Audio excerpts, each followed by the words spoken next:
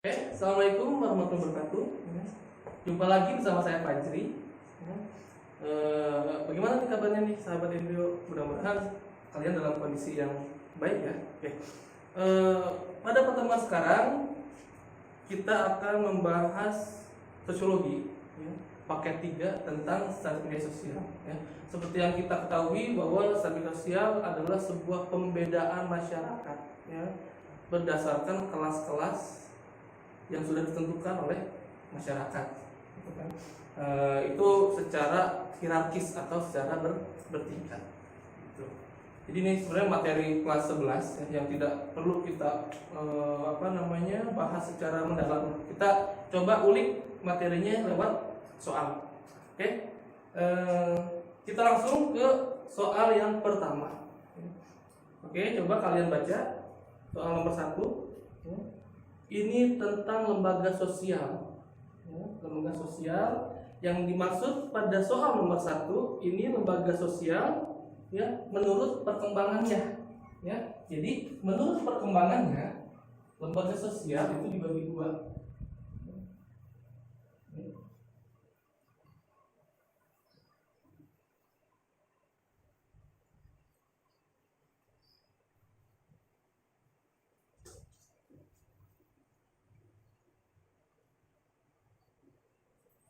Nah, yang pertama adalah retrieve institution.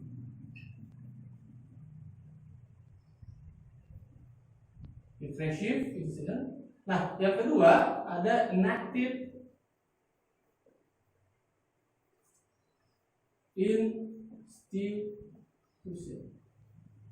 Nah, apa yang dimaksud dengan retrieve institution? Nah, retrieve institution adalah sebuah lembaga sosial yang hadir ya, ini dari adat istiadat dalam masyarakat.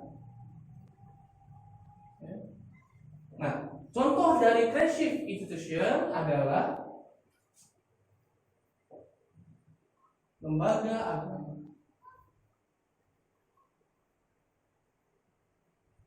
Nah, ini ya. Jadi lembaga sosial menurut perkembangannya yang pertama adalah retrieve institution, yaitu lembaga sosial yang hadir dari adat istiadat dalam masyarakat.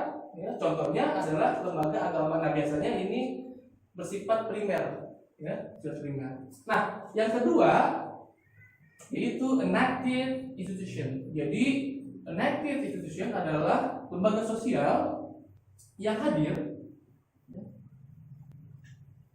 untuk memenuhi tujuan hidup dalam masyarakat.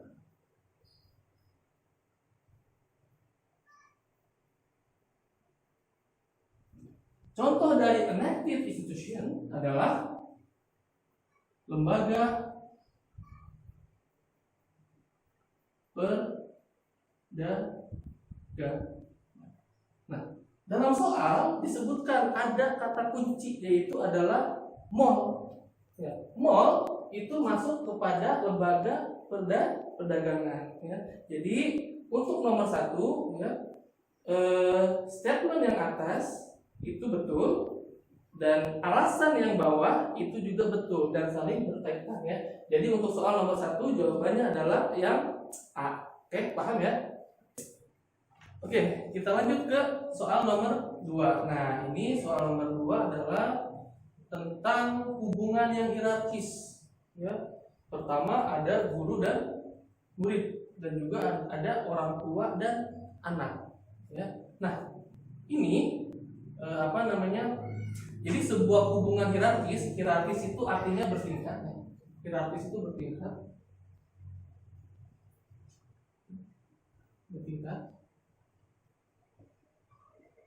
Nah, sebuah hubungan dikatakan bertingkat atau hierarkis ya, apabila dalam hubungan tersebut ada perbedaan peranan dan status seseorang di dalam masyarakat.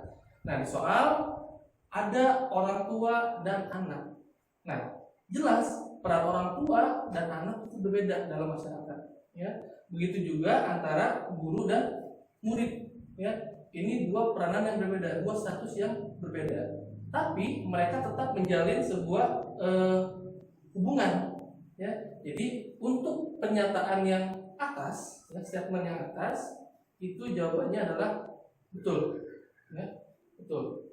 Nah, untuk yang statement yang atau alasan yang bawahnya, ini disebutkan bahwa yang namanya interaksi itu selalu antar individu dengan status sosial yang berbeda. Salah. Ya, sebuah interaksi sosial itu bisa terjalin baik itu antara status sosial yang beda ataupun status sosialnya yang sama. Jadi alasan yang bawah itu jawabannya salah, ya. Jadi yang atas itu statementnya benar dan yang bawah itu salah, ya. Jadi untuk jawaban nomor 2 itu adalah C. Oke. Oke, lanjut ke nomor 3, ya. Di sini tentang penyimpangan sosial. Nah, dalam soal ini penyimpangan yang maksud adalah perjudian, ya. Perjudian dikatakan selain perjudian ada juga taruhan. Nah, taruhan di sini dikatakan sebagai sebuah penyimpangan yang lazim di masyarakat. Ya, memang betul, ya. Yang namanya perjudian, yang namanya taruhan itu memang ya kita lihat sehari-hari, ya. Nah, di sini di statementnya saya rasa betul, ya. Jadi nomor 3 itu statement betul. Nah, sebab dalam soal disebutkan bahwa perilaku itu hanya mendapat stigma dan juga labeling dari masyarakat. Nah, ini kurang tepat. Ya, para penjudi, ya, maupun orang-orang yang suka taruhan itu tidak cuma mendapat labeling dan stigma dari masyarakat, tapi juga mendapat hukuman pidana. Ya, beberapa kasus misalkan dalam kasus judi bola itu bisa sampai 4 tahun dihukumnya, ya. Gitu. Jadi untuk nomor 3 statement yang atas itu benar, sementara yang bawahnya yaitu alasannya itu salah. Jadi untuk nomor 3 jawabannya adalah C. Oke, coba perhatikan nomor selanjutnya itu nomor 4. Nah, ini yang dibahas dalam soal nomor 4 adalah mobilitas sosial antar generasi. Ya, jadi kita ketahui bahwasanya mobilitas sosial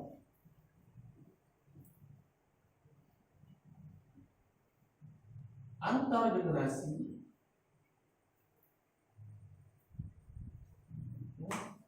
itu dibagi menjadi 2. Ya, dibagi menjadi 2. Yang pertama ini mobilitas sosial intergenerasi, ya, dan mobilitas sosial intragenerasi. Nah, ya, intergenerasi dan juga intragenerasi. Nah, apa yang dimaksud dengan mobilitas sosial intergenerasi? Jadi, yang dimaksud dengan mobilitas sosial intergenerasi adalah mobilitas sosial yang terjadi, ya, antara 2 generasi yang berbeda. Ini terjadi dalam 2 generasi yang berbeda. Contoh misalkan antara ayah dan anak. Misalkan ayahnya seorang doktor, ya. Nah, lalu si anaknya hanya seorang sarjana biasa. Nah, pada kasus tersebut dalam hubungan antara ayah dan anak itu terjadi mobilitas sosial intergenerasi menurun, ya. Ayahnya dokter tapi anaknya sarjana biasa, ya. Dokter kan S3, sementara kalau sarjana S1. Berarti dalam kasus itu yang terjadi adalah mobilitas sosial intergenerasi menurun. Ya, itu contohnya lah, ya, kurang seperti itu. Jadi mobilitas itu terjadi dalam 2 generasi yang berbeda, ya. Ayah dengan anak itu contohnya. Yang kedua Ini mobilitas sosial intragenerasi. Ini terjadi pada atau dalam ya generasi yang sama.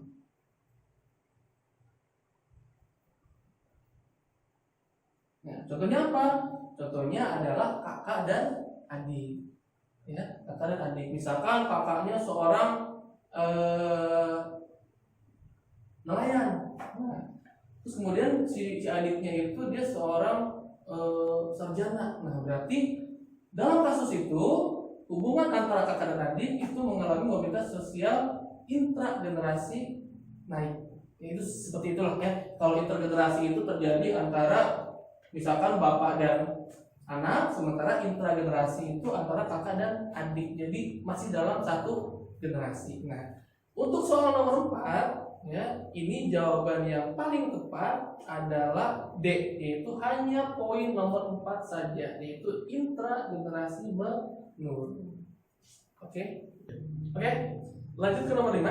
Ini tentang perubahan sosial ya, tentang gadget dan perubahan sosial. Coba kalian bisa di pause dulu videonya gitu kan, untuk kalian mencari jawaban dulu. Oke.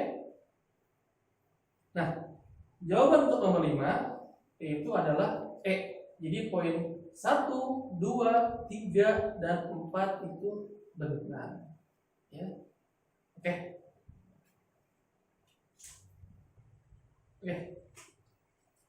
Kita lanjut ke nomor 6 ya. Coba kalian perhatikan soalnya, ini tentang kejahatan atau penyimpangan sosial ya. Coba baca dulu soalnya. Oke, jawabannya apa nih kira-kira nih ya. Coba yang poin 1, apakah hal tersebut mengarah kepada conformity? Kayaknya bukan ya. Yang namanya juga sindikat narkoba itu jelas bukan perilaku menuju ke arah kompromi ya. Itu. Coba poin nomor 2, kejahatan yang hanya mendapatkan sanksi sosial. Oke, kita ini sepertinya betul ya. Oke, kita keep dulu nomor yang poin 2. Nah, coba perhatikan yang ketiganya, melanggar norma yang disepakati bersama. Oke, ini juga betul ya, kita keep juga nomor 3. Nah, poin 4-nya, mendapatkan stigma dan label buruk dari keluarga. Nah, ini juga benar ya. Jadi yang benar ini 2, 3 dan 4. Cuman untuk tipe soal ini tidak ada pilihan 2, 3 dan 4 ya. Yang ada hanya 2 dan 4 ya. Jadi untuk jawaban nomor 6 adalah 2 dan 4, yaitu jawabannya adalah C. Oke, lanjut ke nomor 7. Ini tentang ciri suatu kelompok sosial ya. Jadi kelompok sosial itu sebuah kelompok dikatakan kelompok sosial bila ada ciri-ciri tertentu gitu kan ya. Di dalam soal ini ada yang poin yang 1 itu lingkungan, tujuan, cara berpikir dan sikap. Nah, poin 1 sampai poin 4 ini menjadi ciri-ciri dari kelompok sosial ya. Jadi untuk jawaban nomor 7 adalah E ya. Jadi poin 1 sampai 4 itu betul semua.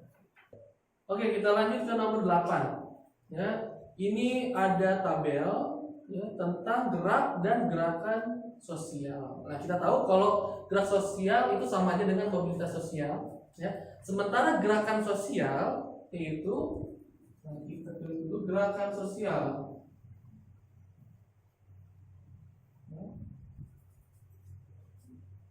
adalah sebuah gerakan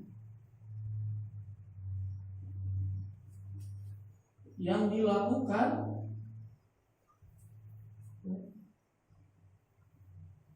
oleh sekelompok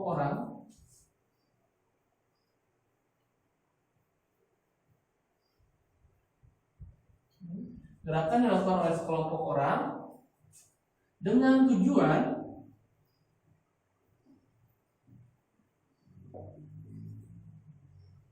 untuk perubahan tertentu. Jadi Gerakan sosial adalah gerakan yang dilakukan oleh sekelompok orang dengan tujuan untuk terciptanya perubahan-perubahan tertentu. Nah, perubahan-perubahan yang diinginkan itu macam-macam, ya. Baik itu perubahan dalam sistem politik, ya, perubahan dalam sistem hukum dan lain sebagainya. Ini menyangkut tentang isu-isu yang ada dalam masyarakat yang ingin dirubah oleh sekelompok masyarakat tersebut. Nah, itu yang dilakukan oleh atau yang dinamakan gerakan sosial. Nah, contoh dari gerakan sosial adalah demonstrasi, ya. Itu. Nah, di tabel nomor 8 contoh dari gerak sosial itu salah satunya adalah di nomor 2, ya. Sementara di tabel gerakan yang dimaksud atau contoh dari gerakan sosial dalam tabel ini ada di nomor 1. Jadi jawaban yang tepat adalah 2 dan 1. Coba lihat di choice-nya. Ada nggak 2 dan 1? Nggak ada, ya. Ya, nggak ada. Yang ada hanya 1 dan 2, ya. Tapi ini untuk soal nomor 8, ya, jawaban yang tepat adalah 2 dan 1. Meskipun nggak ada jawabannya, tapi ya jawabannya maksudnya meskipun nggak ada choice 2 dan 1, ya, tapi kalian tulis aja di opsi F gitu kan, 2 dan 1. Itu untuk merujuk ke jawaban nomor 8. Oke, soal selanjutnya. Soal nomor 9 dan nomor 10. Ini masuk ke dalam satu paragraf atau bukan satu paragraf, apa ini ya? Satu kisah, satu cerita, satu berita gitu kan. Nah gitu. Oke. Coba kalian baca dulu, ya. Kalian bisa pause video ini gitu kan untuk kalian baca dan juga kemudian kalian cari jawabannya. Oke. Sudah? Nah, jawaban untuk nomor 9 itu adalah B. Ya, ini sudah jelas sekali di kalimat pertama, ya, dijelaskan bahwa yang dimaksud dalam berita tersebut yaitu adalah B. Nah, selanjutnya nomor 10. Nah, ini tentang bagaimana sih upaya sosiologisnya terkait masalah penyalahgunaan narkoba. Gitu kan? Coba kita ulik, ya. Yang A, benar nggak kira-kira? Salah, ya. Ini lebih kepada aspek religius. Yang B, ini lebih kepada kesehatan, ya, kurang tepat juga. Yang C, nah ini juga salah, ini lebih kepada psikologis. Yang D, nah ini berupa hukuman. Nah, yang betul adalah jawaban yang E. Oke, lanjut, ya, lanjut. Ini nomor 11, ya. Coba kalian baca, ya. Kalian baca, ini lumayan panjang teksnya, ya. Kalian baca atau bisa juga di pause, ya, sebelum nanti kita bahas. Oke. Nah, jawaban untuk nomor 11 ini terkait fenomena aglomerasi. Kita tahu kan yang namanya aglomerasi adalah pemusatan, ya, sektor ekonomi dalam sebuah tempat. Misalkan banyak pabrik dipusatkan di daerah Karawang dan di daerah Cikarang. Nah, itu namanya fenomena aglomerasi, ya. Itu mengakibatkan banyaknya terjadi urbanisasi. Banyak masyarakat desa pergi ke kota untuk mencari pekerjaan yang lebih layak, gitu kan? Sehingga nantinya muncul beberapa permasalahan di daerah kota, ya, akibat dari aglomerasi. Itu. Nah, bagaimana sih langkah pemerintah, gitu kan, untuk seenggaknya meminimalisir, ya, terjadinya urbanisasi yang masif, yang banyak, gitu kan. Nah, untuk soal nomor 11 ini jawaban yang paling tepat adalah A, ya, yaitu membuat gula-gula baru di luar wilayah Jabodetabek, ya. Sebagai contoh, misalkan yang dimaksud gula-gula di sini adalah semacam pabrik-pabrik, ya, yang bisa menyerap banyak tenaga kerja. Contoh misalkan di Kuningan ada yang namanya pabrik pulpen, ya, pabrik pulpen di daerah mana itu, Caracas, ya. Nah, itu yang dimaksud dengan gula-gula. Ada juga pabrik Batavia atau air kemasan itu ada di daerah Bandar Lampung, nah itu juga disebut gula-gula. Jadi dengan adanya gula-gula tersebut diharapkan ya tidak lagi terjadi urbanisasi yang masif ya di dalam masyarakat desa. Ya, jadi untuk nomor 11 jelas jawabannya adalah yang A. Oke. Nah, nomor 12 ya, nomor 12 coba kalian, ini gampang sih soalnya ya, tentang urbanisasi. Nah, yang namanya urbanisasi yaitu adalah perpindahan warga desa ya menuju kota. Nah, untuk nomor 12 yang paling tepat adalah yang A. Ya, nomor 12 yang paling tepat adalah yang A. Lanjut nomor 13. Nah, ini juga mudah ya. Oke, coba kalian cari jawabannya. Kira-kira apa? Nah, jawaban untuk nomor 13 adalah B, yaitu peranan sosial. Ya. Lanjut nomor 14. Ini sebenarnya nomor 14 dan 15 ini nyambung ya. Cuma ini mungkin agak tipe. Jadi 14 dan 15 ini seolah-olah soal yang berbeda, padahal ini adalah satu nomor ya. Nomor 14 ya, coba perhatikan statement yang di atas ya. Norma itu adalah sesuatu yang dibuat berdasarkan konsensus dalam masyarakat dengan tujuan untuk mengatur masyarakat ya. Statement yang atas betul ya. Oke, alasannya ya, coba perhatikan. Apa jawabannya? Ya, alasannya juga betul. Ya, jadi dengan adanya norma dan nilai itu diharapkan terjadinya integrasi sosial. Ya. Gitu. Nah, integrasi sosial itu bisa diwujudkan lewat interaksi yang dilakukan secara asosiatif, yaitu interaksi yang dilakukan untuk menuju ke arah perdamaian. Jadi untuk nomor 14 jawabannya adalah A ya. Statement benar, alasan juga benar dan saling berkaitan ya. Oke. Nah, lanjut ke nomor 16 ya. Ini ada tentang sebuah konsep ya, ordinat dan subordinat ya, tentang perbedaan status antara laki-laki dan perempuan ya berdasarkan reproduksi ya. Jadi dalam soal nomor 16 ini dikatakan bahwa laki-laki itu memiliki kekuatan ya di atas perempuan berdasarkan kepastian reproduksi. Nah, dalam hal ini untuk jawaban yang lebih tepat adalah yang A ya. Jadi laki-laki dengan adanya dia memiliki kekuatan di atas perempuan ya, dia lebih bisa mendominasi dalam segala bidang, misalkan di bidang sosial, politik maupun dalam pembagian warisan. Jadi biasanya laki-laki itu dapat warisan yang lebih banyak ketimbang perempuan. Nah, konsep tersebut dimaksudkan atau disebut dengan nama konsep patriarki. Gitu. Oke, lanjut ke nomor 17 ya. 17 ini mudah soalnya ya, tentang mobilitas sosial vertikal. Coba di antara choice A, B, C, D, E yang paling tepat yang mana? Ya, jawaban yang paling tepat adalah yang A. Ini sudah jelas ya. Dia menempuh pendidikan sarjana, itu kemudian dia bekerja sebagai pegawai bank swasta ya. Itu jawaban nomor 17 adalah yang A. Lanjut ke nomor 18. Nah, ini juga cukup mudah. Kita tinggal cari kata kuncinya ya, ini tentang globalisasi.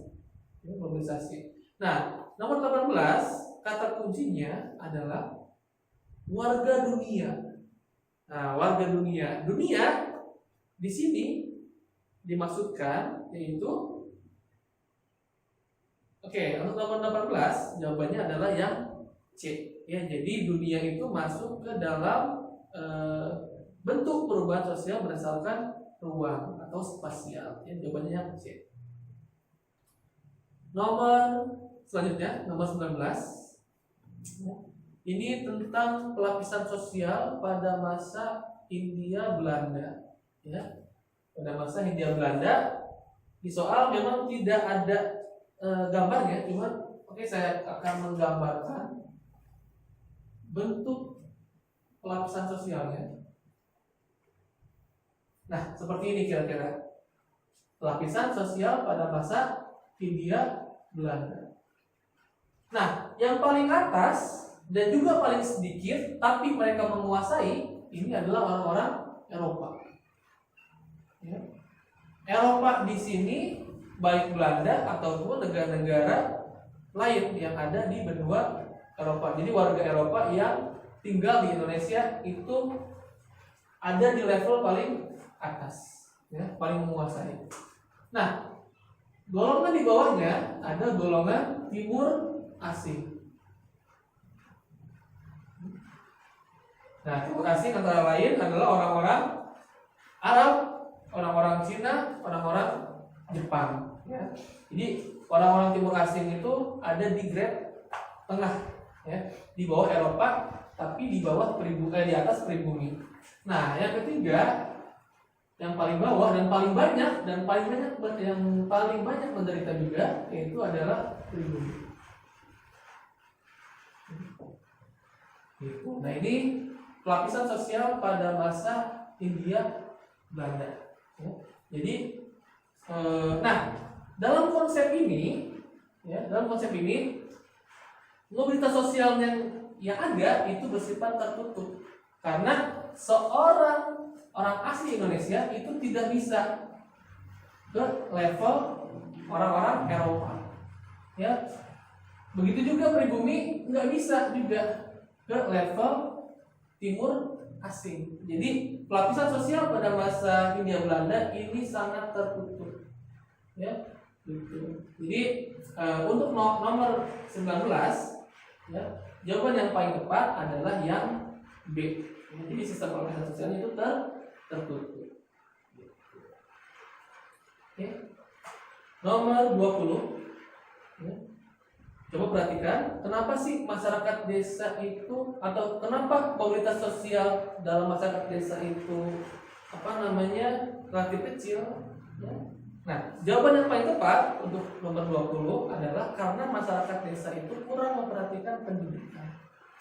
Ya, jadi masyarakat desa itu karena mereka masyarakatnya homogen, ya, mereka itu kurang dalam memperhatikan pendidikan, ya, karena bagi mereka misalkan masyarakat desa itu identik dengan masyarakat pertanian, dan bagi mereka untuk apa sekolah, toh nantinya juga mereka juga bakal menjadi tani juga. Itu karena adanya homogenitas atau kesamaan mata pencaharian di masyarakat desa. Jadi mereka udah nggak perlu lagi tuh yang namanya tuh belajar ke sekolah, itu bagi mereka kurang penting, ya. Toh nanti juga mereka punya mindset bahwa untuk apa belajar, toh nanti juga bakal turun ke sawah. Itu mindset orang-orang desa tradisional. Itu makanya dengan mindset seperti itu membuat masyarakat desa itu, atau mobilitas sosial dalam masyarakat desa itu relatif kecil kejadiannya, gitu ya. Jadi nomor 20 jawaban yang tepat adalah yang B. Oke, kita lanjut ke nomor 21, ya. Coba perhatikan soal nomor 21. Nah, ini mudah, ya. Ada hubungannya nih dengan soal sebelumnya, dengan soal nomor 20. Nah, mengapa masyarakat desa itu relatif rendah mobilitas sosial vertikalnya? Nah, itu udah saya jelaskan di nomor 20. Itu karena homogenitas atau homogenitas sosial mereka. Ya, jadi karena mereka itu sama, ya. Terlebih untuk di sini dalam konteks soal nomor 20 dan 21 ini lebih kepada sektor mata pencaharian, ya. Gitu. Jadi untuk nomor 21 jawabannya adalah yang A, homogenitas sosial. Oke, lanjut ke nomor 22. Nah, 22 ini tentang penggolongan masyarakat industri, ya.